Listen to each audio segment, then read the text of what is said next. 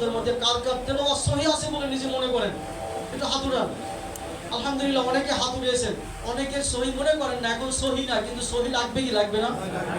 লাগবে তো লাগবে, এটা ফরজ। সেই হিসাবে অন্তত সূরা ফাতিহা, নাস, ফালাক, সূরা ইখলাস, সূরা কাউসার, সূরা ওটা কি আসর, এই 4-5টা সূরা, ছোট্ট ছোট্ট 4-5টা সূরা একজন ইমামের কাছে গিয়ে, একজন হাফেজ সাহেবের কাছে গিয়ে, কারির কাছে গিয়ে আমরা ইসলামী আন্দোলন করি, তেলাওয়াত অন্তত এক জায়গায় ইমামতি করতে পারে, জুব্বা পাঞ্জাবি দেখে আমাকে ইমামতিতে পাঠিয়ে দিতে পারে, আমার তেলাওয়াতটা যদি সহি হয়, ছোট্ট সূরাটা পড়ি সমস্যা নাই, তখন নামাজও হবে, সবাই খুশিও। এজন্য সহি করে পড়ার দরকার নাকি? কারা কারা মনে করেন একটু হাত উঠান তো যারা পারেন না। এজন্য কয় মাস কয় বছর পরে একজন ইমামের কাছে যাব?